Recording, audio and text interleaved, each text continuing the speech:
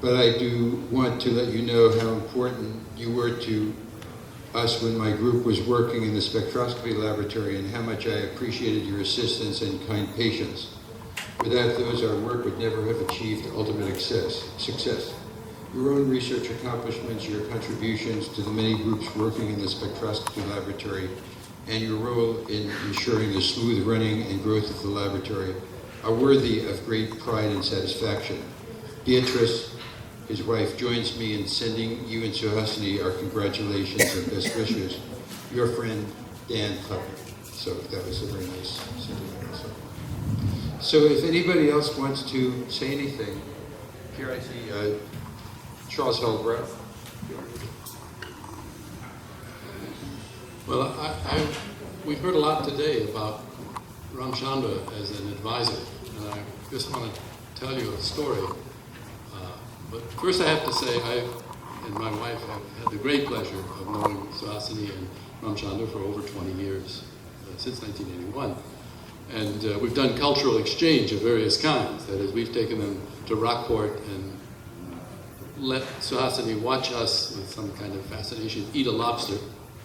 That was clearly a new experience for her at the time.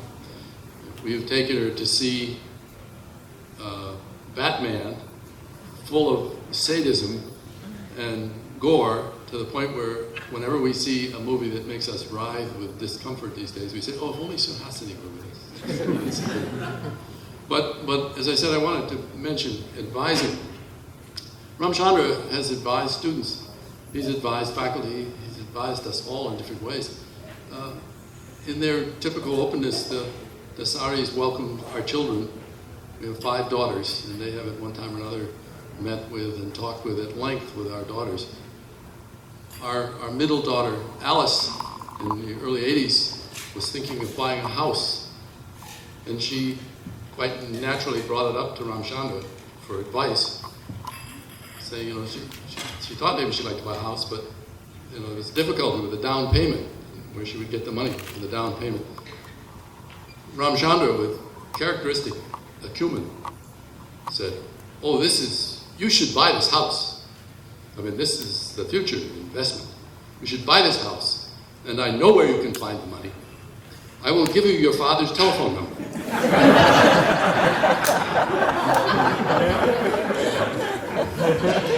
His advice is not cheap.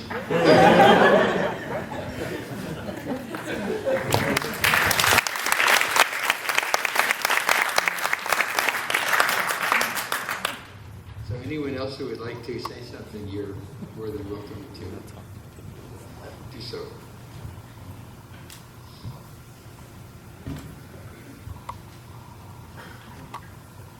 Here we have Chaz.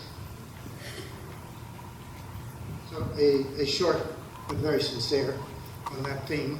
Thank you for getting us going in that direction. I'm Charles von Rosenberg.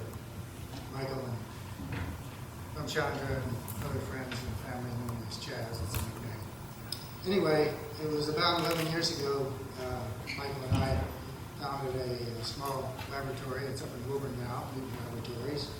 And we do R&D and instrument development, biomedical instruments derived from the MIT technology and other that we developed there. It was later Steve Foto, who a number of people in the spec lab know, joined us, and Dr. Mano, my son Manoharan, helped us in those early days. When Michael and I decided to do this, we knew between us a few things about starting a business, but not a lot. He knew maybe 10%, and I knew maybe 10%, and we had another 80% to figure out. And as we scratched our heads and talked and so forth, Michael said, well, I know a wise man.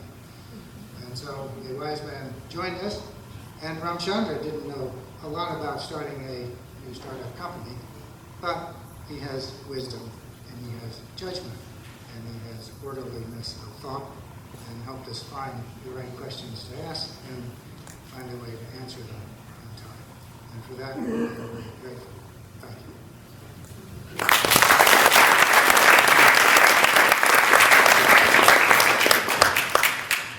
Is there anybody else that would like to say a few words? Come on up.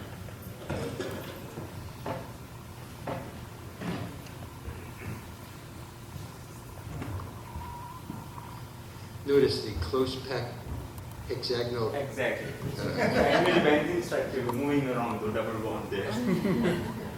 Good evening. I have known Professor Dasari for almost 40 years now. I was an undergraduate student in IIT Compton, and I have known him by 3 names. He was first a sir.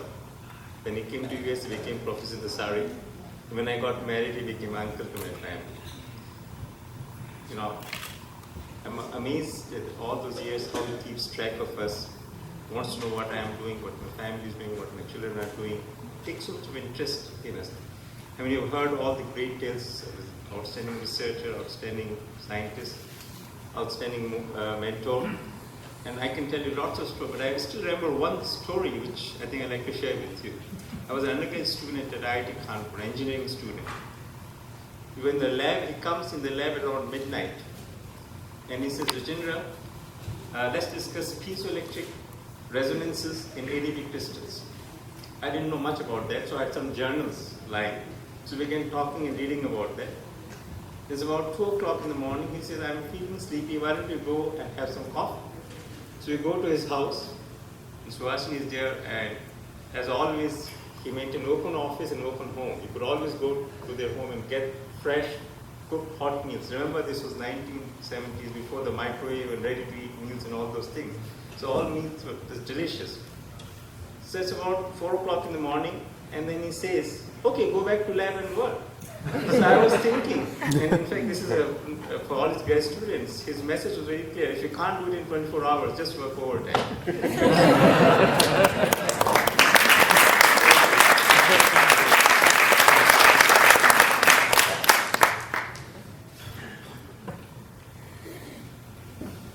Madhavan?